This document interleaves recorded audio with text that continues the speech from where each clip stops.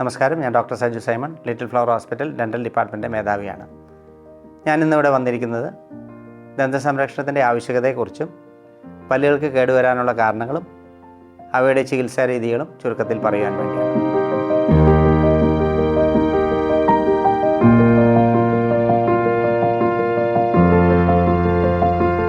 നമുക്ക് ഏവർക്കും അറിയാവുന്നതുപോലെ ചെറുപ്പത്തിൽ നമുക്ക് 20 പാൽപ്പല്ലുകളും വളർന്നു വലുതാവുന്നതനുസരിച്ച് അവ കൊഴിഞ്ഞു പോവുകയും അവയ്ക്ക് പകരം നമുക്ക് 32 സ്ഥിരദന്തങ്ങളുമാണ് ഉണ്ടാവുക. ദന്താരോഗ്യം നമ്മുടെ പൊതുവായ ആരോഗ്യത്തിനും ദഹന പ്രക്രിയയ്ക്കും വളരെ അത്യന്താപേക്ഷിതമാണ്.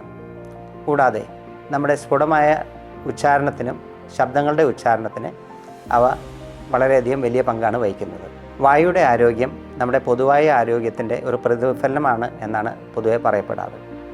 അതുകൊണ്ട് തന്നെ ആരോഗ്യമുള്ള പല്ലുകൾ രോഗമില്ലാത്ത ഒരവസ്ഥയെ സൂചിപ്പിക്കുന്നു. നല്ല ആരോഗ്യമുള്ള, ബലമുള്ള, സുന്ദരമായ മുൻവശത്തെ പല്ലുകൾ ഏതൊരുവൻ്റെയും ആത്മവിശ്വാസത്തിനും ആത്മാഭിമാനത്തിനും മുതൽക്കൂട്ടാണ്. ഇനി നമുക്ക് പല്ലുകളുടെ പൊതുവായ ഘടനയൊന്ന് കണ്ടു നോക്കാം.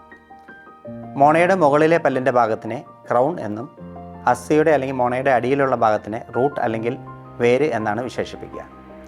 പല്ല് നമ്മുടെ പൊതുവായ ധാരണയ്ക്ക് വിപരീതമായി ജീവനുള്ള ടിഷ്യൂ ആണ്. എന്തുകൊണ്ടെന്നാൽ പല്ലുകളുടെ ഉള്ളിൽ നാഡീഞരമ്പുകളുടെ സാന്നിധ്യമുണ്ട്. അതുകൊണ്ട് തന്നെയാണ് പല്ല് കേടുവരുമ്പോൾ നമുക്ക് ഏവർക്കും അസഹനീയമായ വേദന അനുഭവപ്പെടുന്നത്. പല്ലുകളുടെ പുറത്തെ ഭാഗത്തെ നമ്മൾ എനാമൽ എന്നാണ് വിശേഷിപ്പിക്കുക. നമ്മുടെ ശരീരത്തിൻ്റെ ഏറ്റവും കട്ടിയുള്ള ഒരു ടിഷ്യൂ ആണ് എനാമൽ എന്ന് പറയുന്നത്.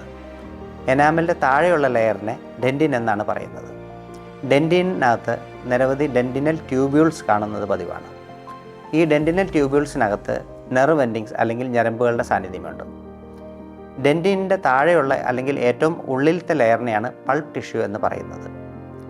നിരവധി നാഡീഞരമ്പുകളുടെ ആവാസ സ്ഥലമാണ് ഈ പൾപ്പ് ടിഷ്യൂ. പല്ലുകൾക്ക് ജീവൻ നൽകുന്നതും പല്ലുകൾക്കുള്ള പോഷകാഹാരങ്ങൾ എത്തിച്ചു നൽകുന്നതും പൾപ്പ് ടിഷ്യൂവിൻ്റെ പ്രധാന ജോലിയാണ്.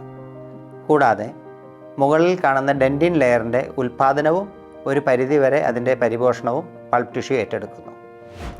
ഇന്ന് നമ്മുടെ സമൂഹത്തിൽ പല്ല് കേടുവരുന്നത് വളരെ സർവ്വസാധാരണമാണ്. ഇതിന് പല കാരണങ്ങൾ നമുക്ക് കണ്ടുപിടിക്കുവാൻ സാധിക്കും. എന്നിരുന്നാലും രാവിലെയും വൈകിയും ഉറങ്ങുന്നതിന് മുമ്പായി 2 നേരം നന്നായി പല്ല് ബ്രഷ് ചെയ്ത് വായുടെ ആരോഗ്യം സംരക്ഷിക്കുന്ന ഒരുവന് പല്ലിൻ്റെ കേടുകൾ ഒരു പരിധിവരെ തടയുവാനായിട്ട് സാധിക്കുന്നതാണ്. എന്തൊക്കെയാണ് പല്ല് കേടുവരാനുള്ള കാരണങ്ങൾ? പ്രധാനമായും ഭക്ഷണത്തിൻ്റെ ഇടവേളകളിൽ അമിതമായി സ്വീറ്റ്സ്, സ്നാക്സ്, മധുരപലഹാരങ്ങൾ എന്നിവ കൂടുതലായി കഴിക്കുന്ന ഒരു വ്യക്തിക്ക് സാധാരണ ഒരു വ്യക്തിയേക്കാളും പല്ലിന് കേടുവരാനുള്ള സാധ്യത വളരെ കൂടുതലാണ്. കൂടാതെ വൈറ്റമിൻ ഡി ഡെഫിഷ്യൻസി ഉള്ള രോഗികൾക്കും പല്ലിന് കേട് കൂടുതലായിട്ട് കാണുന്നത് പതിവാണ്. കൂടാതെ ജനറ്റിക്സ് അല്ലെങ്കിൽ പൈതൃകം, ഇത് പല്ലിൻ്റെ ഘടനയെ ബാധിക്കുന്ന ഒരു കാര്യമാണ്. അതുകൊണ്ട് പല്ലുകൾ കൂടുതലായിട്ട് കേടുള്ള മാതാപിതാക്കളുടെ കുട്ടികൾക്കും പല്ലിന് കേട് കൂടുതലായിട്ട് കാണുന്നത് പതിവാണ്.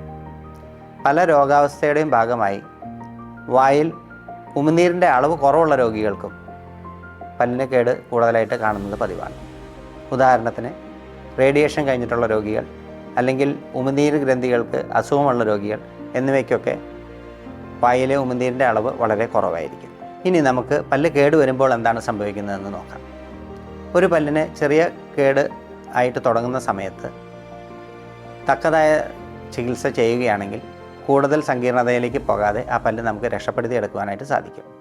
ഉദാഹരണത്തിന് ചെറിയ കേടുകളായിട്ട് തുടങ്ങുന്ന പോടുകൾ അപ്പോൾ തന്നെ അടുത്തുള്ള ഡെൻറ്റിസ്റ്റിനെ കാണിച്ച് അത് ഫില്ല് ചെയ്ത് സംരക്ഷിക്കുകയാണെങ്കിൽ പല്ല് കേട് വ്യാപിക്കാനുള്ള സാധ്യത വളരെ കുറവാണ്.